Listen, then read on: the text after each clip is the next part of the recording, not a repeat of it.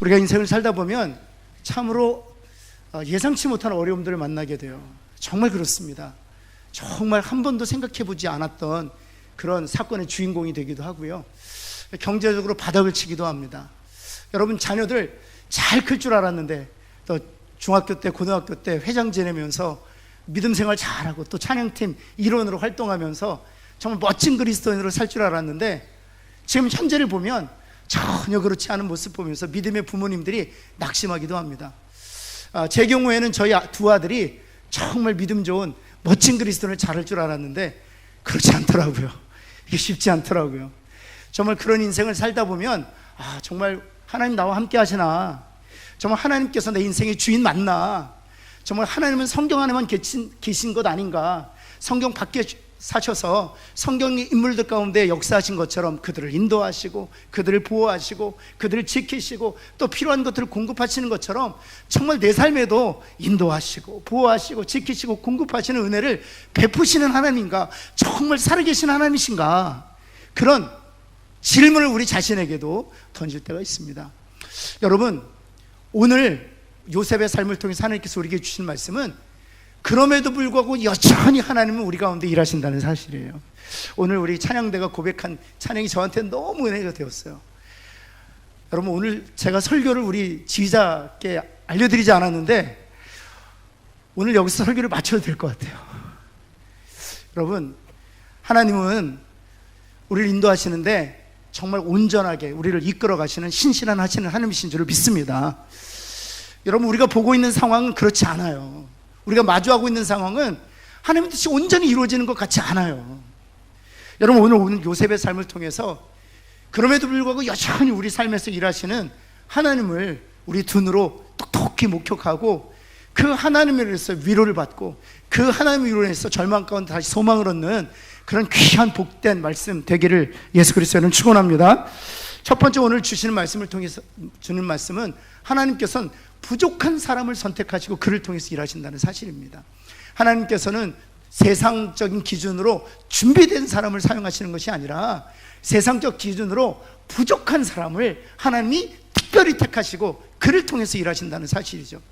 여러분, 하나님께서는 아브라함에게 이렇게 말씀하셨습니다. 내 후손이 400년 동안 이방인의 객이 될 것이고 그리고 마침내 큰 재물을 이끌고 나오리라, 이렇게 말씀해 주셨습니다. 하나님께서 그렇게 계획하셨던 것은, 하나님이 약속하신 이스라엘 땅은 사실 이스라엘 백성들이 번성하기에는 아주 열악한 땅이었습니다. 그래서 하나님께서는 어떤 계획을 가지고 계셨느냐, 그 당시에 나일강의 문명이라고 하는 애굽의 곡창지대로 하나님의 백성을 옮기시고 그 땅에서 번성시키신 연후에 모세를 통해서 가나안 땅으로 다시 인도할 그런 계획을 가지고 계신 것이죠. 여러분, 하나님께서 아브라함을 택하시고 그 아브라함의 우선 이스라엘 공동체를 택하신 것은 그들만을 위한 것이 아니었습니다. 그 튼튼하게 세워진 공동체를 통해서 만인의 죄를 속하시는 하나님의 구속자 되신 예수 그리스도를 이 땅에 오게 하시기 위한 하나님의 그 구속의 플랜을 작동시키기 위한 그 결과로 이스라엘 백성을 택하신 것이거든요. 따라서 이스라엘 백성을 강성하게 하실 필요가 있었어요. 그래서 하나님께서는 애굽에서 이스라엘 백성들을 번성케 하시고 풍요롭게 하실 계획을 가지고 계셨던 것이죠. 근데 그 일에 하나님께서 그 단초를, 그 물꼬를 요셉을 통해서 트게 하시는 것이죠. 여러분, 여기서 우리가 이런 질문을 던질 수 있습니다. 왜 하나님께서는 요셉을 택하셨나 하는 거죠. 여러분, 105편 17절을 보면 하나님께서 이 일에 요셉을 택하셨다는 것을 이렇게 단적으로 말씀해 주고 계세요. 한번 같이 한번 읽어볼까요? 시작. 그가 한 사람을 앞서 보내셨으며 요셉이 종으로 팔린 것은 하나님의 계획 때문이라는 것입니다. 무슨 계획? 하나님이 앞서 한 사람을 보내기로 결정하셨다는 것입니다. 여기서 앞서 보내셨다는 것은 후발주자로 갈 사람들을 의미하는 것이잖아요. 누굽니까? 이스라엘 백성들을 애굽으로 보내시기 전에 하나님께서 요셉을 먼저 보내셨다는 것입니다. 그 물꼬를 특이하기 위하여. 여러분, 그렇다면 우리가 이렇게 질문할 수 있습니다. 왜 요셉인가 하는 거예요. 혹시 여러분 그 요셉의 꿈 이야기를 주일학교 선생님으로부터 들었던 여러분의 자녀들이 초등학교 때 여러분한테 달려와서 아빠, 엄마, 왜 요셉을 택하셨어? 왜 요셉이지? 라고 물으시면 뭐라고 말씀하시겠어요? 더 덮어놓고 믿어. 여러분, 왜 요셉을 택하셨습니까? 하나님이 택하실 땐 다 이유가 있어요. 하나님이 움직이시고 행동하실 땐 다 이유가 있습니다. 왜 하나님께서 요셉을 택하셨습니까? 여러분, 야곱에게는 우리가 잘 아는 것처럼 12명의 자녀가 있었습니다. 그 중에 자격을 갖추고 적합한 인물들이 있었습니다. 장자 르우벤, 장자였기 때문에 주님께서 맡기신 일에 적합한 인물이었습니다. 여러분, 뿐만 아니라 그 다음으로 더 적합한 인물이 있었어요. 메시아의 지파 유다입니다. 여러분, 유다는요, 하나님이 특별히 사랑하셨어요. 유다 가문에서 다윗이 나왔고요, 유다 가문에서 예수 그리스도가 이 땅에 오셨습니다.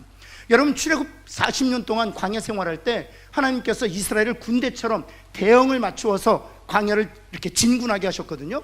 근데 그 맨 앞에 섰던 지파가 바로 유다예요.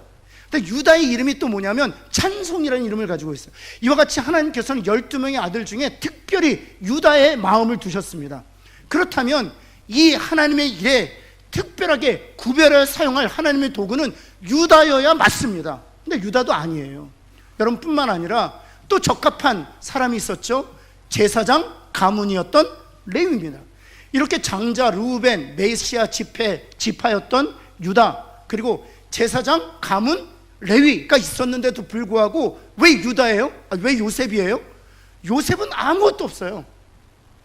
요셉은요, 부족한 사람이었습니다. 정말 부족한 사람이었습니다. 우리가 읽었던 것처럼 여러분, 형제들이 아버지의 잘못했으면 좀 눈 딱 감아주고 모른 척하고 또 허물을 사랑으로 덮어주어야 되는데, 형제들이 잘못했을 때 쪼르륵 달려가서 아버지에게 형들이 이렇게 저렇게 잘못하고 했던 정말 부족한 사람이었어요.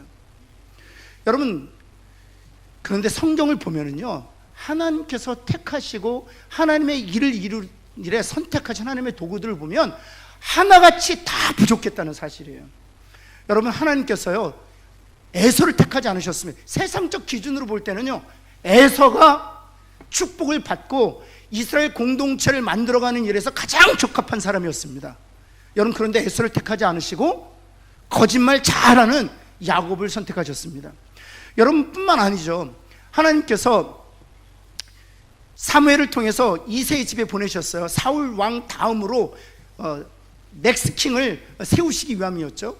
그때 사무엘이요, 그 이새의 첫째 아들 엘리압을 보면서 이랬어요. 당신은 정말 왕으로 태어난 사람입니다. 당신을 보니 당신은 정말 왕의 상입니다. 그랬더니 하나님께서 사무엘이 이렇게 말씀하셨죠. 내가 보는 용모와 신장을 버려라. 여러분, 잘생겨서 왕감이라고 얘기하는 게 아니에요. 거기서 말하는 용모와 신장은 정말 왕에게 필요한 그 당시의 스펙을 다 갖췄다는 의미예요. 그런데 하나님께서 그 엘리압을 버리셨다. 그 스펙을 하나님께서 간구하셨다는 것입니다. 그리고 나서 누구를 택하셨습니까? 아비의 성에도 차지 않아서 사무엘에게 보여주지 않았던 말제 다윗을 택하셨단 말이죠. 여러분, 신약의 초석을 다때도 역시 마찬가지예요. 초대교회에서 인정을 받았던 바나바 택하지 않으셨습니다. 바나바는 초대교회 안에서 명성이 자자했던 사람이에요. 그런데 바나바를 택하지 아니하시고 오히려 교회를 잔멸하고 오히려 예수 믿는 자를 박해했던 바울을 택하셨다는 사실이죠. 여러분, 하나님께서 성경 전체에 흐르고 있는 메시지가 하나 있어요. 부족한 사람, 준비되지 않은 사람, 적합하지 않은 사람, 그 사람을 택하셔서 하나님의 일을 그에게 맡기신다는 사실이에요. 여러분, 그래서 이 하나님의 선택 방법을 고린도 전서에서 이렇게 표현하고 있어요. 한번 고린도전서 1장 26절 한번 볼까요? 초대교회 구성원들이 어떻게 모였는가 한번 볼까요? 지혜로운 자가 많지 않고 능한 자도 많지 않고 문벌 많은 자도 없다. 저는 가끔가다 목회를 하면서 이런 얘기를 하시는 분들이 있어요. 같은 지체들 가운데, 야, 우리 교회는 정말 형편없는 사람들만 모였어. 아니, 우리 구역은 정말 실력 없는 사람들만 모였어. 이런 얘기를 종종 많이 들어요. 여러분, 죄송합니다. 초대교회예요. 세상에서 얻을 게 없어서 교회로 모인 줄 아세요? 세상에서 구할 것이 없어서 교회에 모인 줄 아세요? 아니에요.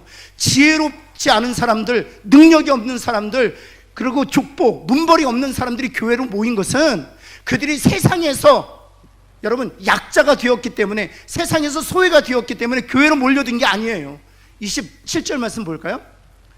27절 말씀에 보면 그들이 교회로 모인 것에 대하여 하나님께서 택하셨다 이렇게 되어 있어요.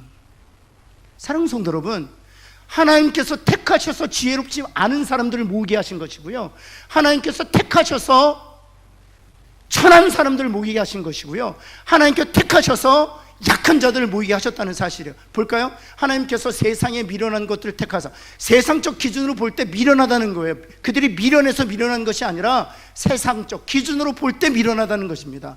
세상에 약한 것 역시 마찬가지, 약해서 약한 것이 아니라 세상적 기준으로 볼 때 약하다는 거예요. 여러분 28절 말씀 볼까요? 세상에 천한 것, 천에서 천한 것이 아니라 세상적 기준에서는 천하고 멸시받고 없는 것들을 택하셨다는 것이, 이것이 하나님의 일을 이루어 가시는 도구를 선택하는 방법이라는 거예요.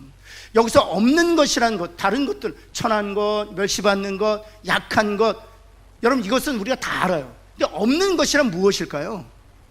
그래서 없는 것이란 무엇인가 찾아보았더니 영어 NIV 버전에 이렇게 되어 있어요. The things that are not, 이렇게 되어 있습니다. 이걸 그대로 직역해서 번역하면 어떻게 번역할 수 있냐면 그 일에 적합하지 않은 사람이래요. 그 일에 적합하지 않은 사람. 여러분 이것은 무엇을 의미하는 것입니까? 때로는요, 가정을 경영할 때 아비로 적합하지 않은 사람들이 있어요. 어미로 적합하지 않은 사람들이 있습니다. 사업을 경영할 때도 마찬가지예요. 사업을 경영할 때도 여러분 경영자로 적합하지 않은 사람들이 있어요. 직원으로도 적합하지 않은 사람들이 있어요. 교회도 역시 마찬가지입니다. 목사로 적합하지 않은 사람들이 있어요. 장로 되기에는 정말 부족하고 적합하지 않은 사람들이 있어요. 시무권사, 시무집사 더 마찬가지예요. 심지어 교인으로서 적합하지 않은 사람들도 있어요. 그런데 하나님이 누구를 택하셨느냐? 그 일에 적합하지 않은 사람을 택하셨다는 사실이에요. 그리고 그들을 통해서 하나님이 일하셨다는, 요셉은 적합하지 않은 사람이었습니다. 다윗 역시 세상적 기준으로 볼 때는 적합하지 않은 사람이었어요. 바울 역시 마찬가지입니다. 교회를 잔멸하고 예수 믿는 자를 박해하던 자였기 때문에 더더욱 주의 복음을 전파하는 그 일에 적합하지 않은 사람이었죠. 그런데 하나님이 어찌하셨습니까? 그렇게 부족하고 그리고 그렇게 적합하지 않은 사람들 다 택하셔서 적합하도록 만드시고, 필요하면 능력도 주시고 사람도 붙여주시고 필요한 것들을 공급하셔서 하나님의 일을 이루어 가셨다는 사실이에요. 혹시 여러분 내가 적합하지 않다고 생각하십니까? 내가 여전히 부족하다고 생각하십니까? 그것이 하나님이 찾으시는 자격 조건이에요. 사랑하는 성도 여러분, 내가 부족하다고 생각할 때, 내가 그 일에 적합하지 않다고 생각할 때 오히려 절망할 것이 아니라 나를 사용하셔서 나를 주님의 도구로 사용하실 그 하나님을 신뢰하고 다시 담대하게 자리에서 일어서는 저와 여러분 되기를 예수 그리스도의 이름으로 축원합니다. 여러분 우리가 크리스마스 때마다 칸타타 할 때 부르는 찬양이 있어요. 뭡니까? 그 찬양하면 쫙 일어납니다. 뭐죠? 할렐루야 할렐루야, 그 찬양하지 않습니까? 이 작곡자가 누구예요? 핸델이에요. 제가 한번 여러분에게 묻겠습니다. 핸델이 믿음 좋은 작곡자였죠? 아니에요. 그렇지 않습니다.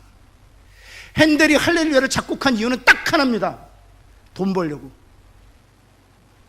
그 외에는 관심이 없었어요. 여러분 저는 그 기사를 읽으면서 이런 질문을 가질 수밖에 없었어요. 아니 이 할렐루야 전 세계 모든 성가대와 모든 찬양단에서 부르면서 많은 크리스찬들에게 감동을 주는 이 할렐루야를 왜 하이든이 아니라 핸델이냐 이거예요. 하이든은요 정말 신실한 작곡가였습니다. 하이든은요 정말 교향곡의 아버지라고 할 만큼 정말 믿음의 사람이었습니다. 왜 하나님은 그 할렐루야를 하이든에게 주셔서 우리로 하여금 은혜를 누리게 하시지, 왜 돈을 위해서 오라토리아를 작곡했던 이 핸델에게 허락하셨냐는 거예요. 여러분 하나님이 일하는 방식은 그와 같아요. 적합하지 않다고 생각하십니까? 아니에요. 그렇지 않습니다. 하나님은 적합하지 않은 사람을 통해서 영광 받기를 기뻐하세요.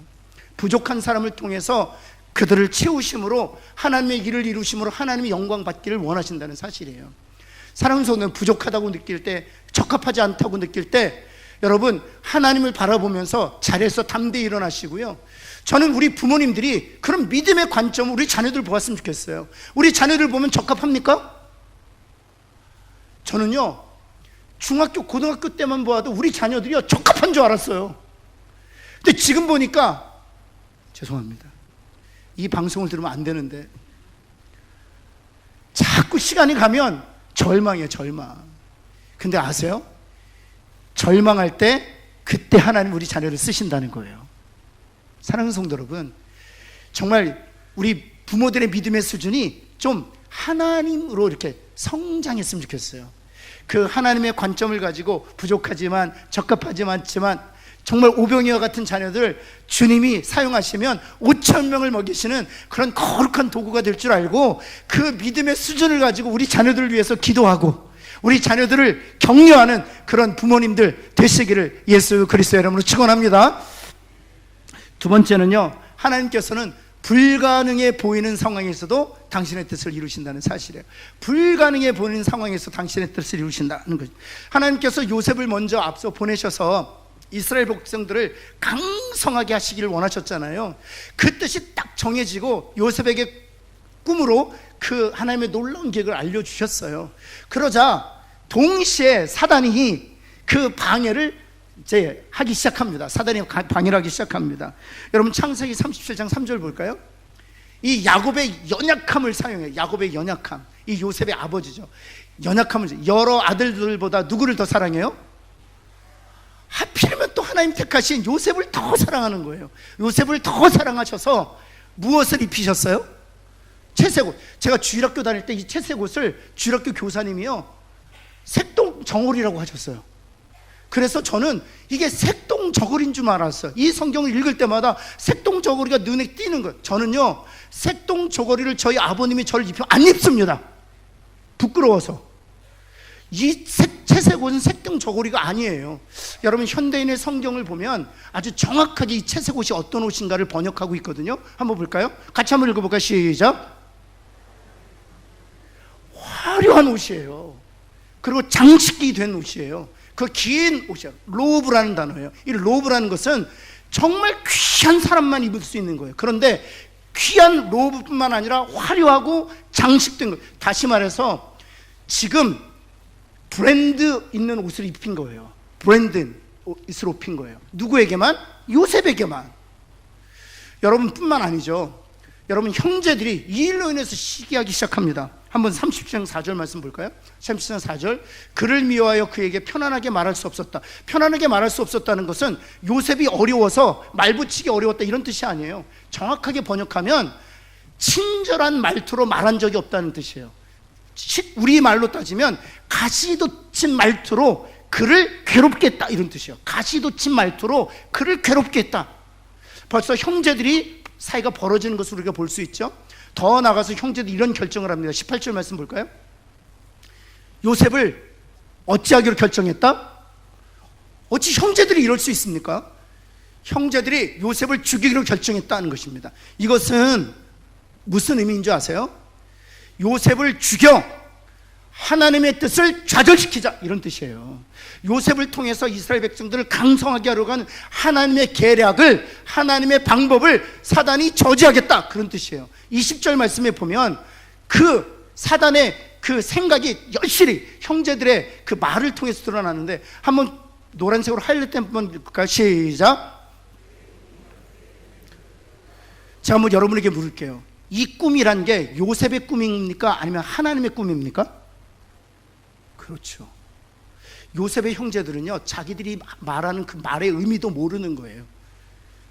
그의 꿈이 어떻게 되는지 우리가 지켜보자 이런 뜻이잖아요. 근데 그 꿈이 요셉의 꿈이 아니라 하나님의 꿈이에요. 하나님의 꿈을 우리가 저지하겠다는 거예요. 요셉에게 그 하나님의 꿈이 주어졌느냐? 그렇다면 요셉을 죽여서 하나님의 꿈이 어떻게 되는지 한번 지켜보겠다 이런 뜻이에요. 사랑하는 성도 여러분, 하나님께서 저와 여러분을 그리스도의 피로 죄 사먹게 하시고 값없이 의롭게 하셔서 여러분 이 세상에서 우리를 건져내셨습니다. 우리는 하나님의 자녀들인 줄을 믿습니다. 여러분 가정을, 그래서 여러분의 가정을, 또 여러분이 머물고 있는 직장을, 또 우리 교회 공동체를 향하신 여러분을 통하여 일하실 그 하나님의 계획이 있다는 사실이에요. 그런데 사단은 여러분을 죽여, 여러분을 망하게 함으로, 여러분들을 좌절시킴으로 하나님의 꿈, 하나님의 계획이 어떻게 되는지 지켜보겠다는 거예요. 근데 여러분, 그런 상황에 몰려도 걱정하지 않으셔도 돼요. 하나님은 그럼에도 불구하고 여전히 일하고 계시기 때문에. 한번 볼까요? 여러분 22절 말씀에 보면 하나님이 장자 루벤을 사용하십니다. 그들에게 이르되 피를 흘리지 말, 요셉의 생명을 지키게 하세요. 그리고 나서 27절 말씀에 보면 메시아 지파 유다를 통해서 자, 그를 이스마엘 사람들에게 어찌하자? 팔자고 말해요. 여러분, 그리고 결국에는 여러분 36절 말씀에 볼까요? 결국에는 애굽에서 바로의 신이 대장 보디발에게 팔렸다는 것입니다. 그러면 여러분, 우리가 보았던 시편 105편 17절 말씀 다시 한번 볼까요? 어떻게 되었습니까? 그가 하나님이 한 사람 요셉을 앞서 보내셨으며 그 결과로 말미암아 요셉이 종으로 어찌 되었다? 그렇죠. 여러분, 사단이 야곱의 연약함을 통해서, 또 요셉의 시기와 질투를 통해서, 또는 여러 가지 상황을 통해서 여러분 저지하고 또 장애물이 되고 있지만 하나님께서 여전히 일하고 계시다는 사실을 우리가 알 수 있는 것이죠. 여러분, 사단의 기록은 요셉의 생애에서만 나타나는 것이 아니고요, 여러분 성경 전체를 통해서 나타나고 있습니다. 한번 볼까요? 하나님께서 야곱을 택하셨죠. 그런데 에서와의 관계를 깨뜨리시죠. 여러분, 뿐만 아니라 여러분, 이 야곱의 아비 이삭의 눈을 멀게 하세요. 영적으로 어둡게 하세요. 또 리브가는 하나님이 야곱에게 허락하신 그 뜻을 이루시기 위하여 거룩하지 않은 이런 거짓과 속임의 방식을 취하도록 하시죠. 또 더 나아가서 다윗을 택하셨잖아요. 근데 하나님께서 다윗을 택하셔서 여러분 강력한 메시아닉 공동체를 만들려고 하실 때 사울을 사단이 세워서 다윗을 죽이려고 쫓아갑니다. 더 나아가서는요, 주님이 이 땅에 오셔서 만민을 구원하실 때 메시아가 나셨다, 이 소식을 동방박사로부터 들은 헤롯 왕이 어찌하였습니까? 2살 밑에 어린 아이들은요 다 죽입니다. 여러분, 뿐만 아니라 종교 지도자들과 유대인들과 서기관과 율법사들이 결탁해서 예수 그리스도를 십자가에 내어줍니다. 여러분, 이런 사건들을 통해서 우리가 볼 수 있는 것은 무엇입니까? 사단이 계속 방해하고 있다는 것입니다. 그런데 결국에는 하나님께서 야곱을 통해서, 다윗을 통해서, 더 나아가서 예수 그리스도를 통해서 하나님의 뜻을 이루셨다는 사실이에요. 여러분, 미국 대통령 중에서 가장 미국 사람들에게 존경을 받는 대통령이 있다면 그는 아브라함 링컨입니다. 근데 이 아브라함 링컨보다 다음으로 미국 사람들에게 사랑받는 대통령이 하나 있는데 프랭클린 루즈벨트가 두 명이 있어요. 테오도르 루즈벨트가 있고 그 다음에 프랭클린 루즈벨트가 있는데, 이 프랭클린 루즈벨트를 미국 사람들이 아주 좋아해요. 특별히 크리스찬들이 아주 좋아해요. 왜냐하면 이 프랭클린 루즈벨트는 아주 신실한 크리스찬이었습니다.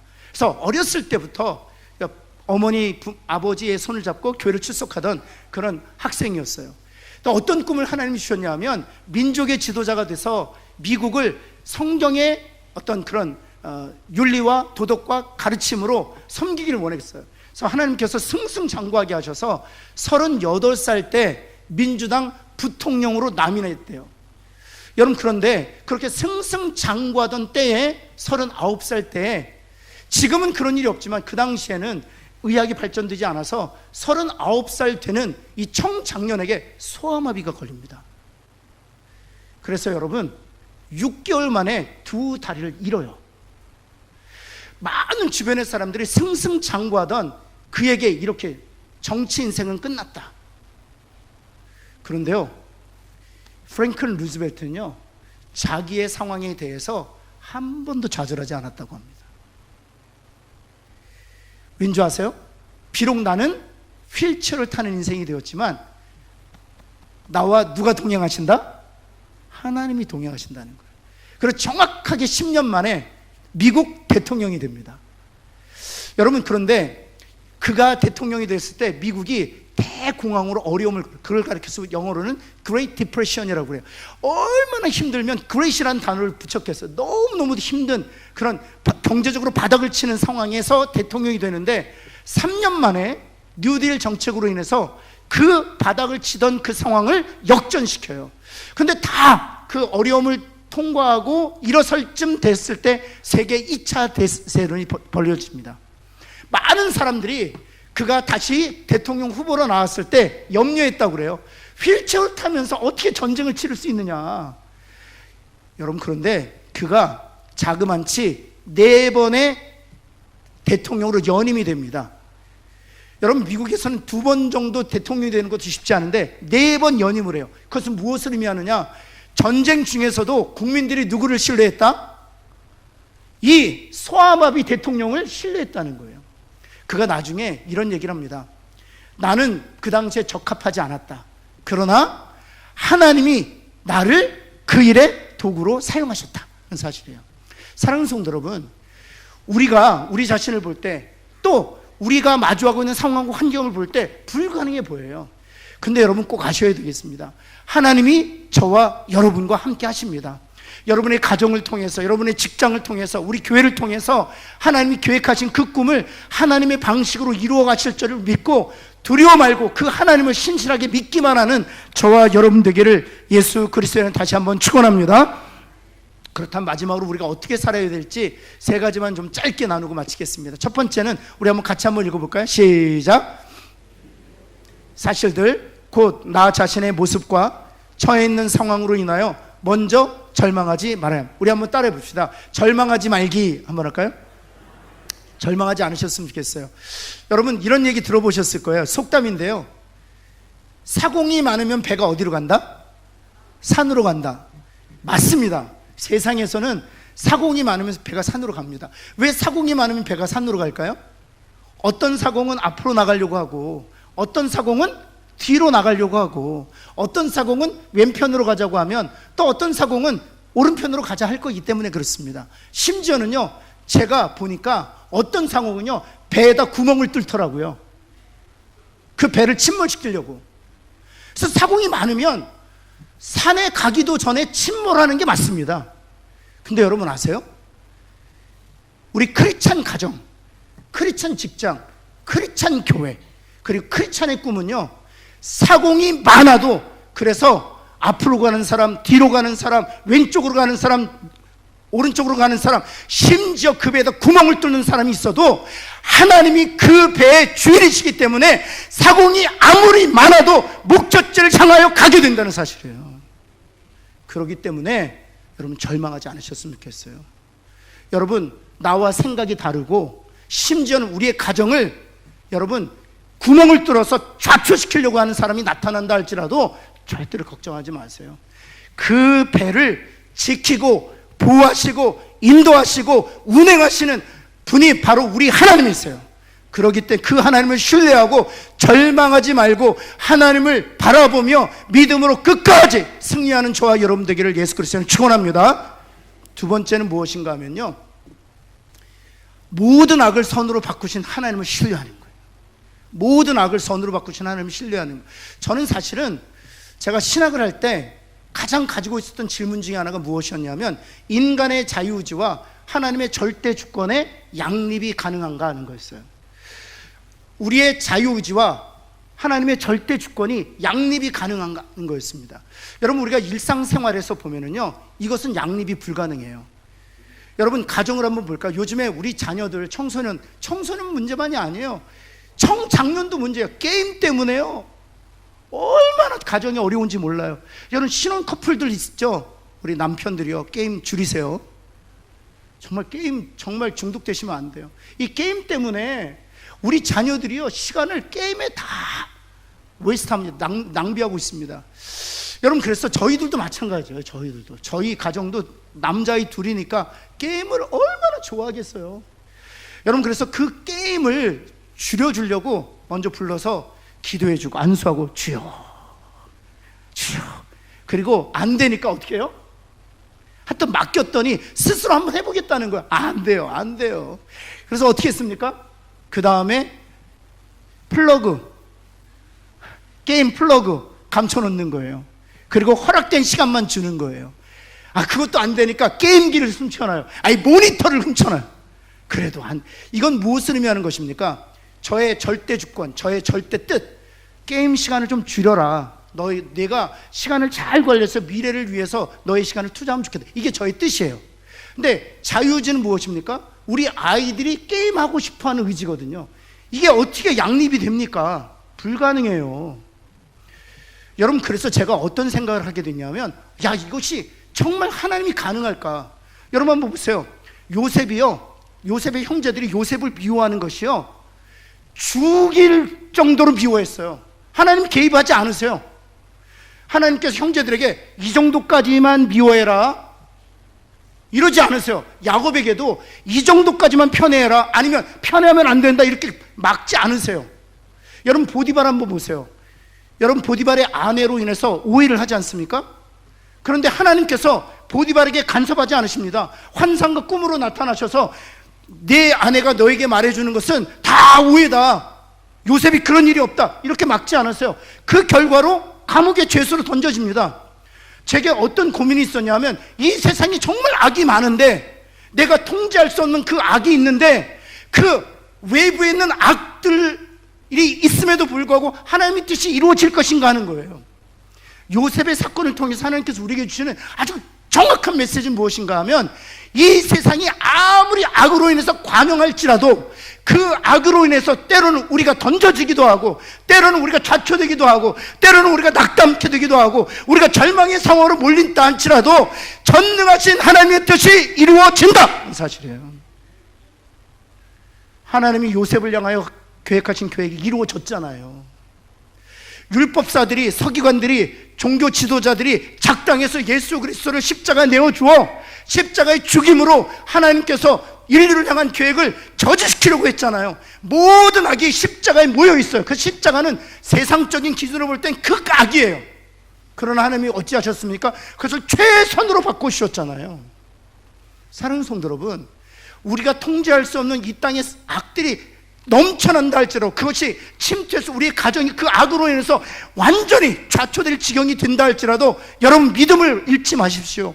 하나님이 반드시 그 모든 악 가운데서 일하심으로 선을 이루어내실 줄을 믿습니다. 마지막이에요. 그렇다면 우리가 해야 될 일은 뭡니까? 하나님께 기도하면서 현재 주어진 일에 최선을 다하는 거예요. 하나님이 일하실 줄을 믿고 내게 맡겨진 일에 최선을 다하는 거예요. 가정에서요, 하찮고 보잘것없고 작은 일일 수 있습니다. 그러나 그 일에 최선을 다하는 거예요. 여러분, 직장에서도 역시 마찬가지예요. 어느 누구도 내가 하는 일에 관심이 없어요. 너무나도 작은 일이기 때문에.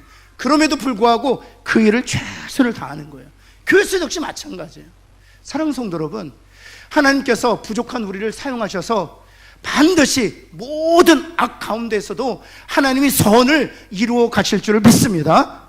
우리가 해야 할 일은 맡은 일을 작은 일이지만 최선을 다하는, 그런 저와 여러분 되기를 예수 그리스도 이름으로 축원합니다. 기도하겠습니다. 하나님, 참으로 감사합니다. 우리 사랑하는 성도들을 정말 진심으로 축복합니다. 하나님, 특별히 정말 부족하고 내가 적합하지 않다고 생각하는 그런 지체들이 있습니까? 아비로서도 적합하지 않고, 어미로서도 적합하지 않고, 목사로서도, 장로로서도, 권사로서, 집사로서도 적합하지 않다고 생각하는 이들이 있습니까? 하나님, 정말 그런 부족한 이들을 부르셔서 교회 공동체를 세우시고 그들을 통해서 하나님의 뜻을 이루어 가시는 그 놀라운 하나님의 섭리를 이해하고 그 하나님을 신뢰하는 하나님의 사람들이 되게 하여 주옵소서. 비록 우리 자녀들이 우리의 눈으로 볼 때는 부족하고 적합하지 않은 것 같지만, 하나님 손에 붙들리면 위대한 일을 하는 하나님의 거룩한 도구가 될 줄을 믿습니다. 하나님, 그 관점을 가지고 자녀들을 위한 믿음으로 기도하는 부모님들 되게 하여 주옵소서. 하나님, 모든 악이 횡행할지라도 하나님, 그 악을 선으로 바꾸신 하나님이 계신 것을 저희들이 신뢰합니다. 혹시 그 악들로 인하여 어려움 당하는 우리 성도들이 있습니까? 그 악들로 인하여 정말 좌초, 하나님 그 문턱까지 하나님 몰린 우리 성도들이 있습니까? 절망하지 않도록 믿음의 믿음을 더하여 주옵소서. 그 악을 선으로 바꾸실 하나님을 보게 하여 주옵소서. 하나님, 그리하여 결국에 하나님이 승리하시고 하나님이 이기시는 것을 우리가 목도하도록 하나님 역사하여 주옵소서. 예수 그리스도의 이름으로 간절히 기도합니다. 아멘.